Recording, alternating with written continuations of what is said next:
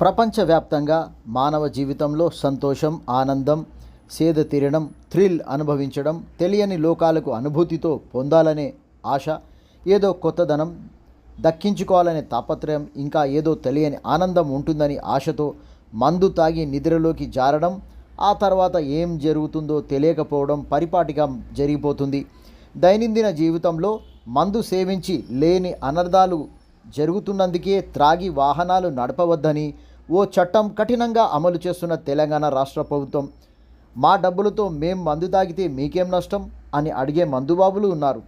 కానీ రాష్ట్ర ఖజానాకు ఎంతో లాభదాయకంగా ఆర్థిక బలం చేకూరుతున్నదని, తద్వారా రాష్ట్ర అవసరాలను తీరుస్తున్న విషయాన్ని మరచి అధికారులు తాగి వాహనాలు నడిపే వారిని మందు తాగినావా అని నడి బజారులో నోట్లో స్ట్రా పెట్టి నోటిలోని గాలిని గట్టిగా ఊదించి బ్రీత్ అనలైజర్ పరికరంతో తాగిన మందు శాతం శరీరంలో ఎంతుందో చూపే సంఖ్యను బట్టి ట్రాఫిక్ పోలీసులు మందు దుకాణాలకు దగ్గరలోనే మకానం వేసి కట్టడి చేస్తున్నారు.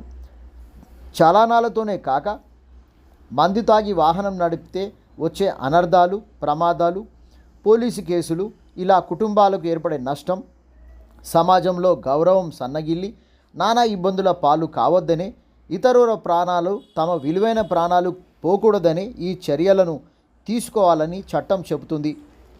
డ్రంక్ అండ్ డ్రైవ్లో పట్టుబడిన వాహనదారులకు 1 రోజు నుండి 15 రోజులు కోర్టు జైలు శిక్ష విధిస్తున్నాయి. అయినా తాగి వాహనాలు నడుపుతున్నందునే పోలీసులు ప్రజల ప్రాణాలను కాపాడాలనే సదుద్దేశంతో డ్రంక్ అండ్ డ్రైవ్ నిర్వహిస్తున్న అని తెలుపుతున్న పోలీసులు, అదేవిధంగా డ్రంక్ అండ్ డ్రైవ్లో అదే తీరుగా పట్టుబడుతూ ఉంటే వాహనం నడిపేందుకు ఇచ్చే లైసెన్సు రోడ్ ట్రాన్స్పోర్ట్ అథారిటీ అధికారులు రద్దు చేస్తున్నారు. అదే కాక వాహనాలు సీజ్ చేయడము జరుగుతుంది. మైనర్లు వాహనాలు నడిపితే తల్లిదండ్రులను, కుటుంబ పెద్దలను జైలుకు పోయే పరిస్థితి కూడా వచ్చేస్తుంది.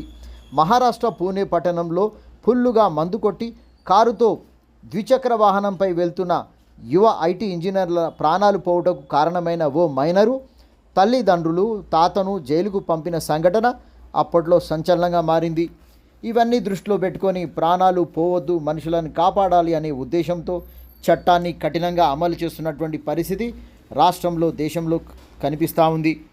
ఏది ఏమైనా చిన్నపిల్లలకు వాహనాలు ఇవ్వొద్దని సూచిస్తున్నారు. లైసెన్స్ ఉన్నా ప్రమాదాలు జరగకుండా జాగ్రత్తగా వాహనాలు నడిపే బాధ్యత వాహనదారులదే.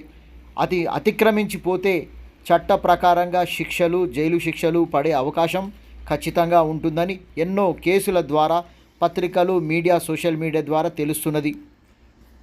ఇతరులను కాపాడదాం, మనము బాగుందాం, త్రాగి ఇంట్లో ఉందాం, త్రాగి వాహనం నడపవద్దు అనే నినాదం ప్రతి ఒక్కరూ చెప్పుకోవాలని అంటున్న అధికారులు.